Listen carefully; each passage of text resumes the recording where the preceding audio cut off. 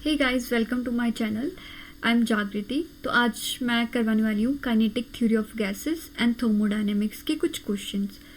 As you all know कि हमारा जो CUET का एग्ज़ाम है वो बहुत पास आ गया है, CUET PG का, तो उसके लिए ये टॉपिक बहुत इम्पॉर्टेंट है। तो चलिए करते हैं आज का सेशन स्टार्ट। ओके, सो हमारा जो फर्स्ट क्वेश्चन है, what is root mean square velocity of oxygen at 300 kelvin. ये question kinetic theory of gases का ही है। तो जो इसका फॉर्मूला होता है, रूट मीन्स RMS का फॉर्मूला होता है 3kT/m। ठीक है, K की जगह यहाँ पे R लिख लो। K भी यूज़ करते हैं और R भी हम यूज़ कर सकते हैं, ठीक है, डिपेंडिंग अपॉन कि क्वेश्चन कैसा दिया गया है। तो 3 इंटू R की वैल्यू होती है 8.314 इंटू टेम्परेचर हमारे पास दिया हुआ है 300 केल्विन अपॉन मास। हम मोलर मास, M क्या होता है, मोलर मास होता है, ठीक है। तो मोलर मास जनरली 32 ग्राम पर मोल ऐसे दिया होता है, ठीक है। हमको यहाँ पे kg में चाहिए, तो हम इसको kg में कन्वर्ट कर लेंगे, 0.032 kg पर मोल, ठीक है। क्योंकि यहाँ पे जो 8.314 है इसकी यूनिट जूल पर केल्विन होती है, आगे आप इसको कन्वर्ट करोगे तो ये kg में आ जाएगी। तो kg से kg कैंसिल होना चाहिए ताकि हमारी जो वेलोसिटी है वो मीटर पर सेकंड में आए। तो यहाँ पे हमने लिख दिया 0.032। तो जब आप इसको पूरा कैलकुलेट करोगे कैलकुलेटर से, तो आपका answer nearly equal to 483 metre पर सेकेंड आ जाएगा। ऐसे क्वेश्चंस में आपको ध्यान रखना होता है फार्मूला प्लस जो यूनिट्स होती है आपकी, ये फार्मूले के अंदर जो भी चीज़ें दी हुई हैं कि सबकी यूनिट्स आपको पता होनी चाहिए, तो आप इजीली कैलकुलेट कर सकते हो। नेक्स्ट करते हैं question. Okay, next is kinetic energy per mole of a gas at temperature T is. ये भी हमारा again kinetic theory of gases का ही क्वेश्चन है। तो हमारा एक पॉस्टुलेट है काइनेटिक एनर्जी ऑफ गैसेस का, काइनेटिक थ्योरी ऑफ गैसेस का एक टॉपिक है जिसमें बोला गया है कि जो एवरेज काइनेटिक एनर्जी होती है वो 3/2 kT होती है। तो इसकी काइनेटिक एनर्जी है वो टेम्परेचर पे डिपेंड करती है, मतलब kinetic energy is directly proportional to temperature. जैसे टेम्परेचर बढ़ेगा वैसे ही काइनेटिक एनर्जी भी इंक्रीज होती है। तो यहाँ पे हमारा ऑप्शन डी करेक्ट है। आप ऐसे पॉज करके भी पहले खुद क्वेश्चन सॉल्व करना, फिर आप वीडियो देखना। ओके, ये समझ आया कि जो एवरेज काइनेटिक एनर्जी है वो आपका टेम्परेचर के डायरेक्टली प्रोपोर्शनल होता है। ओके, अब ये नेक्स्ट क्वेश्चन है, ये सेम प्रीवियस क्वेश्चन की तरह ही है थोड़ा। Which of the following quantities is same for all ideal gases at same temperature. अब आपको ये ध्यान देना है कि सेम टेम्परेचर पूछा गया है, ठीक है। अब ये दोनों क्वांटिटीज़ तो नहीं हो सकती सेम टेम्परेचर के लिए, ठीक है। RMS स्पीड का देख लेते हैं। RMS स्पीड तो मैंने अभी लास्ट बताया था आपको 3RT/m। तो ये तो मोलर मास पर भी डिपेंड कर रहा है और टेम्परेचर पे भी, ठीक है। हमें ऐसा चाहिए जो सिर्फ टेम्परेचर पे डिपेंड करे। तो मैंने प्रीवियस क्वेश्चन में बताया था कि जो काइनेटिक एनर्जी है वो T पर डिपेंड करता है और K यहाँ पर कांस्टेंट है। तो इसलिए हम यहाँ पे डायरेक्टली बोल सकते हैं कि जो सेम टेम्परेचर पे क्वांटिटी सेम रहेगी वो है ये average kinetic energy per molecule. So option C is correct. Okay, next question is, next हमारा क्वेश्चन है थर्मोडायनेमिक्स के बेसिक्स का ही क्वेश्चन है ये। ड्यूरिंग एन आइसोकोरिक प्रोसेस, दो बार लिख दिया है प्रोसेस, इसको इग्नोर करना। A gas absorbs 200 joule of heat, work done by gas, ठीक है। हमको बोला गया है कि जो गैस एब्जॉर्ब हुई है वो है 200 जूल, क्यू से हम उसको डिनोट करते हैं। अब हमको आइसोकोरिक प्रोसेस में देखना है कि क्या होता है, ठीक है। आइसोकोरिक प्रोसेस मतलब वॉल्यूम कांस्टेंट, वॉल्यूम कांस्टेंट तो dV 0 हो जाएगा, ठीक है। और वर्क डन इक्वल होता है PdV के, तो यहाँ dV ही 0 है तो वर्क डन भी 0 हो जाएगा। तो option B is correct, option B. ये क्वेश्चन काफ़ी इजी था और आपको एक और चीज़ बता देती हूँ, फर्स्ट लॉ ऑफ थर्मोडाइनमिक्स जो बहुत इंपॉर्टेंट है और इसमें से क्वेश्चन जनरली पूछे जाते हैं। यहाँ पे D U equal to D Q minus D W होता है, ठीक है। डी यू इंटरनल एनर्जी है, क्यू इज़ हीट एंड ये वर्क डन। नेक्स्ट क्वेश्चन काफ़ी इंपॉर्टेंट है। सो यहाँ पे हमसे पूछा गया है एफिशिएंसी ऑफ रिवर्सिबल साइकिल। तो जो भी ये फिगर में साइकिल है इसकी हमको एफिशिएंसी कैलकुलेट करनी है और यहाँ पे टेम्परेचर वर्सेस एंट्रोपी का ग्राफ दिया हुआ है। तो ये काफ़ी इम्पॉर्टेंट ग्राफ होता है टेम्परेचर वर्सेस एंट्रोपी का। तो सबसे पहले मैं बता देती हूँ एफिशिएंसी क्या होती है। एफिशिएंसी होती है आउटपुट अपॉन इनपुट, ठीक है। तो हमें किसी भी साइकिल की जब एफिशिएंसी निकालनी होती है तो आउटपुट हम वर्क डन लेते हैं और इनपुट हम हीट एब्जॉर्ब लेते हैं, ठीक है। और ये मैं समझा देती हूँ इस ग्राफ का क्या मतलब होता है। जो हमारा ये ट्रायंगल है ये हमको देगा वर्क डन, ठीक है। ट्रायंगल का एरिया है जो वो देता है वर्क डन, ठीक है। और जो ये पूरा ट्रायंगल से लेकर नीचे तक ये पूरा जो एरिया है, ठीक है, इंक्लूडिंग दिस स्क्वायर, ये हमको देगा हीट एब्जॉर्ब्ड, ठीक है। इसको लिख देती हूँ मैं, हीट एब्जॉर्ब देता है, ठीक है। और अगर वर्क आप हीट एब्जॉर्ब में से वर्क डन को माइनस कर दोगे तो ये हमारा ये जो स्क्वायर बॉक्स है ये होगा हीट रिजेक्टेड। ये मैं समझाती हूँ कैसे आता है ये हीट रिजेक्टेड। हमको पता है इंजन में आपने पढ़ा होगा कि work done is equals to Q1 minus Q2, ठीक है। तो इसी के बेसिस पे हमने ये देखा कि ये वर्क डन होता है और ये हीट एब्जॉर्ब्ड होता है और ये जो छोटा वाला एरिया है वो हीट रिजेक्टेड होता है, ठीक है। अब हम क्वेश्चन देखते हैं क्वेश्चन कैसे सॉल्व होता है। इसको मैं थोड़ा हटा देती हूँ।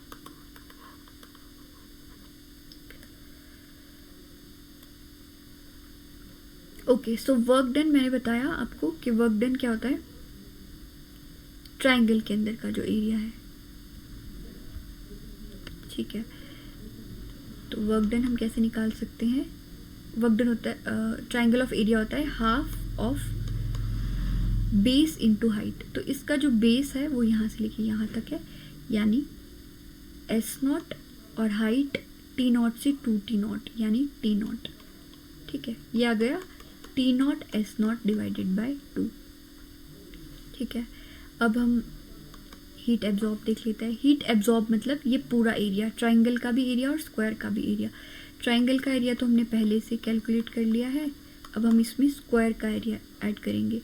स्क्वायर का एरिया क्या होगा यहाँ पे T0 S0, ठीक है। तो इसको ओवरऑल जब हम ऐड करेंगे ये आ जाएगा 3T0 S0 डिवाइडेड बाय 2। तो जो एफिशिएंसी आपके पास आ जाएगी, मैं इसको थोड़ा स्पेस बना देती हूँ इसके लिए, ठीक है। तो जो आपके पास एफिशिएंसी आ जाती है वो आ जाती है, वर्क डन क्या है T0 S0 डिवाइडेड बाय 2 और हीट एब्जॉर्ब क्या है 3T0 S0 डिवाइडेड बाय 2। 2 से 2 कैंसिल, इससे ये कैंसिल, 1/3। तो 1/3 आपका 33.3% आ जाता है। तो इस क्वेश्चन का हमारा करेक्ट ऑप्शन होगा option number A. Okay, next question करते हैं। नेक्स्ट क्वेश्चन है, ये बहुत इंपॉर्टेंट टॉपिक है, Maxwell equations. Which of the following is not Maxwell's thermodynamic relation? हमारे पास ये 4 रिलेशंस दिए हुए हैं, हमको बताना है कि कौन सा मैक्सवेल इक्वेशन नहीं है, ठीक है। मैक्सवेल रिलेशन, तो हमारे पास 4 इक्वेशंस होती है टोटल। अब आपको इसको कैसे लर्न रखना है उसके लिए हमारे पास मतलब एक न्यूमोनिक है जो हम लर्न कर सकते हैं। यहाँ पे आपको एक ऐसे टेबल बनाना है अगर आपको लर्न रखना है इसको डायरेक्टली, और ये याद रखना है, good professors have studied under very fine teachers. Writing थोड़ी ख़राब है मेरी,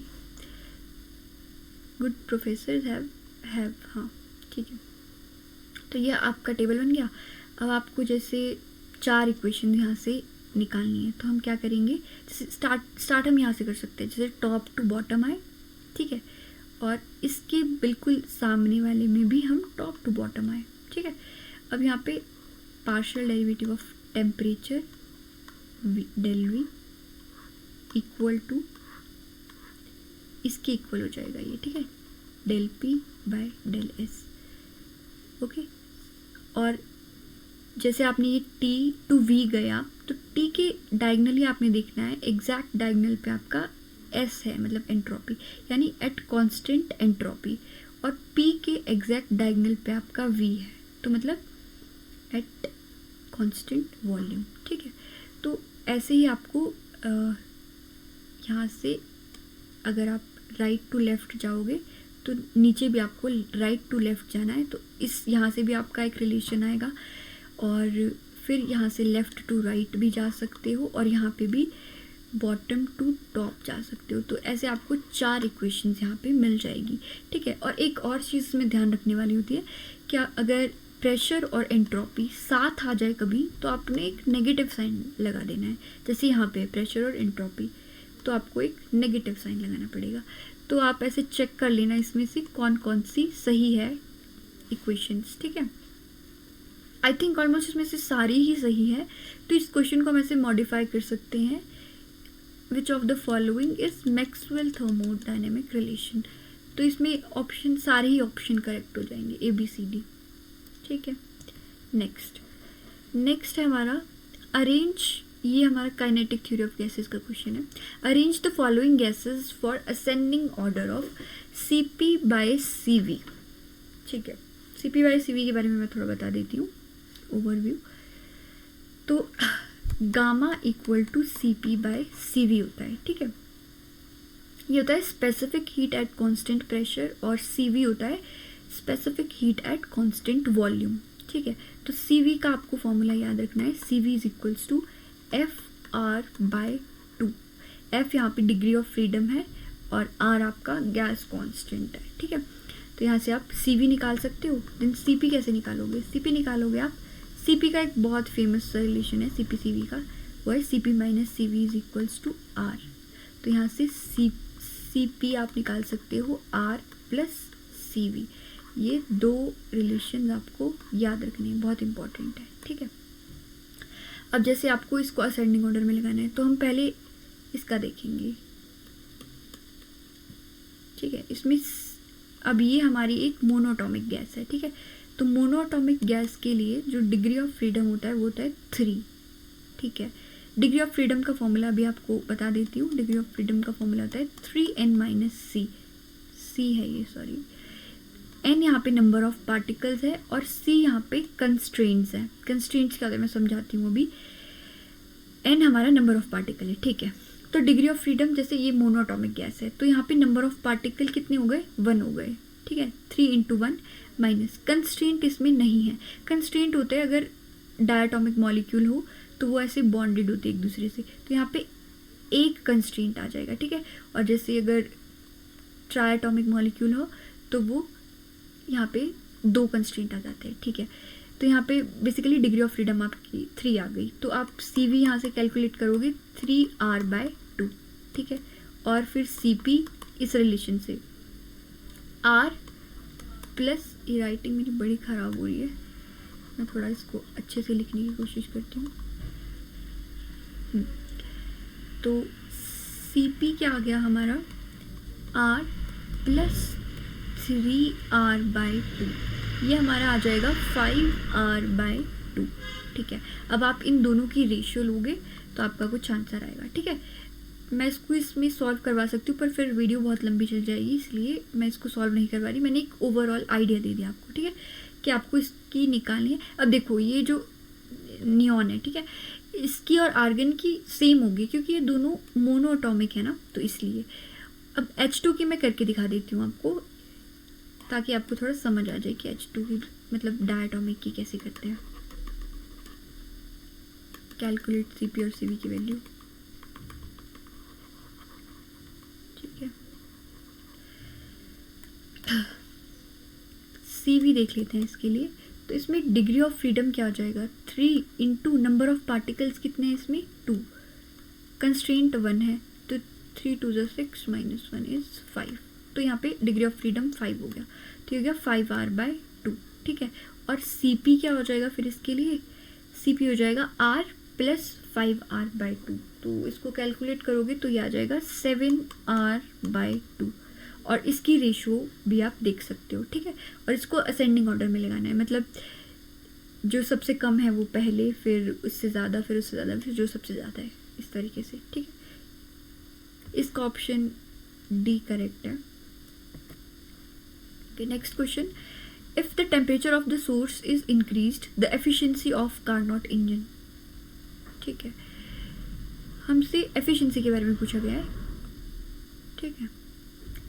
तो जो efficiency होती है Carnot engine की वो होती है 1 - T2/T1। यहाँ पे T2 है, T2 is temperature of sink और T1 है temperature of source, ठीक है। तो अगर यहाँ पे हमसे सोर्स का टेम्परेचर इंक्रीज करने के लिए कहा गया है, मतलब अगर मैं इसको इंक्रीज करूँगी तो ये जो फ्रैक्शन है, ओवरऑल फ्रैक्शन, ये डिक्रीज करेगी, ठीक है। तो इसका मतलब एफिशिएंसी इंक्रीज करेगी, ठीक है।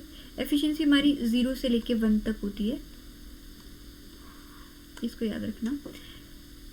तो ओवरऑल हम क्या बोलेंगे, इसका आंसर हो जाएगा ए, एफिशिएंसी इंक्रीजेस। आई होप ये क्वेश्चन भी समझ आया होगा।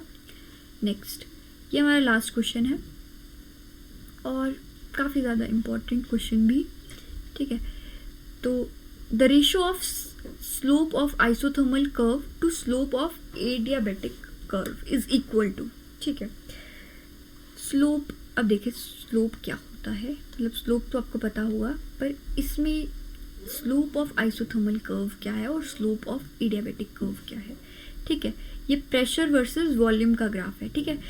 तो आइसोथर्मल में आपको पता है कि जो टेम्परेचर होता है वो कांस्टेंट होता है, ठीक है। आइसोथर्मल के लिए कंडीशन है ये। सो PV = nRT, ठीक है। ये पूरी टर्म कांस्टेंट हो गई, तो P is inversely proportional to V, यानी प्रेशर इंक्रीज करोगे तो वॉल्यूम डिक्रीज करेगा, और जब वॉल्यूम इंक्रीज करोगे तो प्रेशर डिक्रीज करेगा, ठीक है। तो इसका ग्राफ आ जाता है कुछ इस तरीके से, ठीक है। ये हमारा आइसोथर्मल का ग्राफ होता है, ठीक है। तो अगर हमको स्लोप निकालना है तो हम dP/dV से निकालेंगे इसका स्लोप, ठीक है। चलो, तो इसका स्लोप करते हैं कैलकुलेट आइसोथर्मल का, फिर उसके बाद एडियाबैटिक का करेंगे। चलो,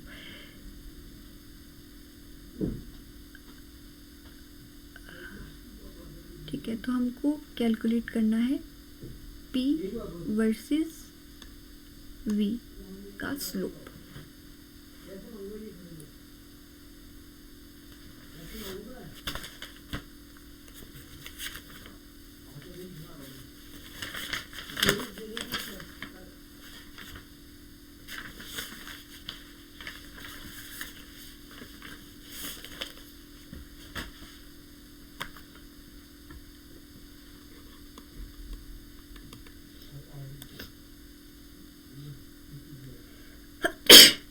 ठीक है, आइसोथर्मल के लिए हमें पता है रिलेशन होता है PV = कांस्टेंट, मैंने अभी बताया था, ठीक है। तो यहाँ पे आप अगर डेरिवेट करोगे इसको, ये इस तरह से डेरिवेट हो जाएगा, PdV + VdP = कांस्टेंट की 0, ठीक है। तो यहाँ से PdV = VdP, ठीक है। अब यहाँ से dP माइनस लगा देना है, dP/dV क्या आ जाएगा, -P/V, ठीक है। ये हमारा किसके लिए हो गया, आइसोथर्मल के लिए, ठीक है।